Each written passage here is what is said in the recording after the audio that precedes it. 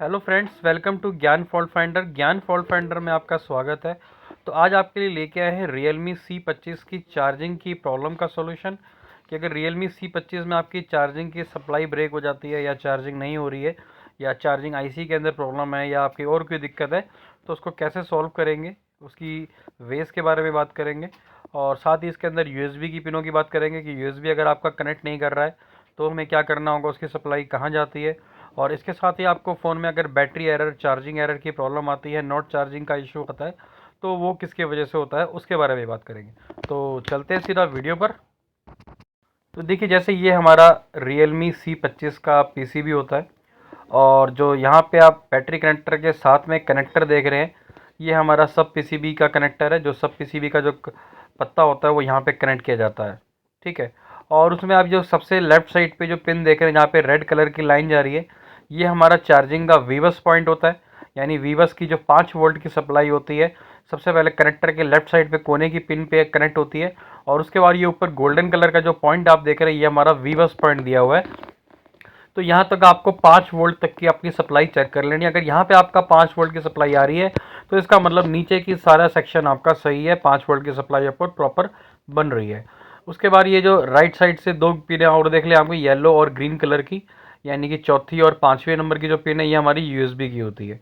तो चार्जिंग की जो सप्लाई है, ये वीबस पॉइंट की सप्लाई आपकी होते हुए यहाँ से देखिए, ये चार्जिंग आईसी है हमारी। और ये ब्लैक वाली जो आईसी लगी हुई चार्जिंग आईसी है। यहाँ से होते हुए कैपेसिटर के थ्रू होते हुए दो कैपेसिटर लगे हुए हैं और एक फ़िल्टर करने वाली आईसी लगी हुई है जो फ़िल्टर करती है इसको, 5 वोल्ट की सप्लाई को।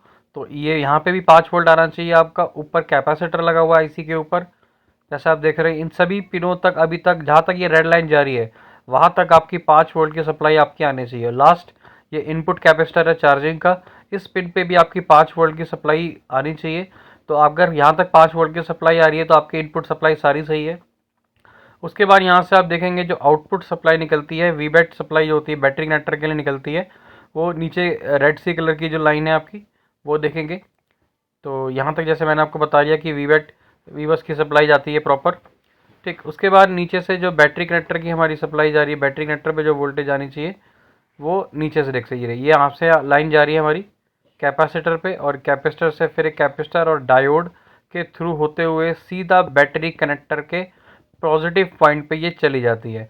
तो यहाँ पे हमारा चार्जिंग की वोल्टेज बैटरी कनेक्टर पे जो वोल्टेज आती है ड्रॉप करने के बाद, यानी कम होने के बाद, वो यहाँ पे आती है।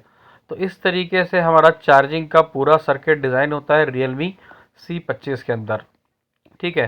तो इसी तरीके से आपको सारी चीज़ें चेक कर लेनी है यहाँ पे, वीबस पॉइंट की सप्लाई। और ये साथ ही जैसे आप बीच में बैटरी कनेक्टर के बीच वाले पॉइंट पे देख रहे होंगे, यहाँ पे बैटरी ऑन की लाइन जा रही है, तो ये भी आपकी बैटरी आईडी की वजह से होता है, ठीक है। और तो जैसे मैंने आपको बता दिया कि यहाँ पे ये वीबस पॉइंट की सप्लाई एक बार दोबारा चेक कर लेते हैं। तो वीबस की सप्लाई इस डॉट से लेके यहाँ से आगे जा रही है, ठीक है। यहाँ से एक फ़िल्टर आईसी लगी हुई है कैपेसिटर्स के थ्रू होके, और ऊपर जाके कनेक्ट कर रही है ये भी।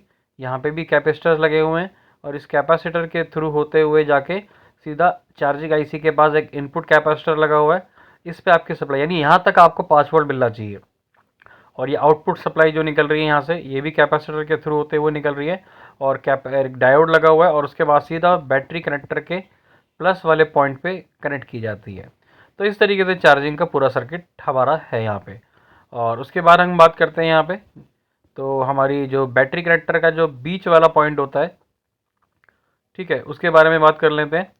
तो जो बैटरी कनेक्टर का बीच वाला पॉइंट है यहाँ पे, जैसा आप देख सकते हैं, ये बैटरी बेटॉन की लाइन है, उसका भी ऊपर पॉइंट दिया हुआ है एक, ठीक है। तो ये इसकी सप्लाई भी आपकी जाती है। इसके अगर ये आपका कनेक्ट नहीं करेगा तो फ़ोन में आपके फ़ोन ऑन तो होगा, but battery error, charging error की प्रॉब्लम आएगी यहाँ पे। तो इसकी भी सप्लाई आप देख सकते हैं पीछे की तरफ जा रही है, बैक साइड जहाँ पे आपकी चार्जिंग आईसी लगी हुई थी, यहाँ पे इसकी सप्लाई जाती है। और यहाँ पे एक रजिस्टर लगाया गया होता है, इस रजिस्टर के अगले हिस्से से इसकी सप्लाई सीधा आपकी पावर आईसी से कनेक्ट की जाती है। तो अगर आपके फ़ोन में बैटरी एरर, चार्जिंग एरर की प्रॉब्लम है, तो ये इस रजिस्टेंस के वजह से भी हो सकती है, पावर आईसी के वजह से भी हो सकती है। बाकी इसके लिए आपको और भी चीज़ें चेक करनी होती है, जैसे आपका बैटरी चेक करना होता है, सब पीसीबी का पत्ता चेक करना होता है, और मिडल पत्ता को भी चेक करना होता है, उसके वजह से भी प्रॉब्लम हो सकती है।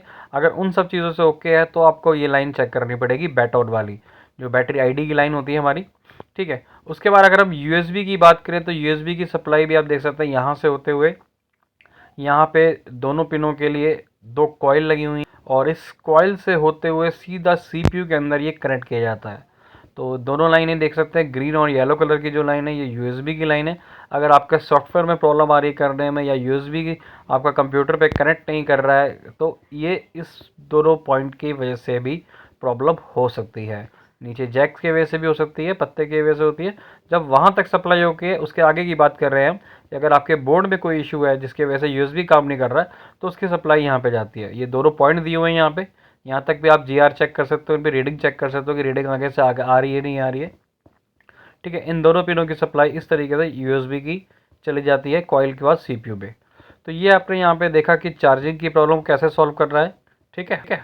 साथ ही इसमें हमने देखा यूएसबी की पिनों को भी कैसे सॉल्व करना है, अगर यूएसबी की सप्लाई कट जाती है उसको कैसे ठीक करेंगे।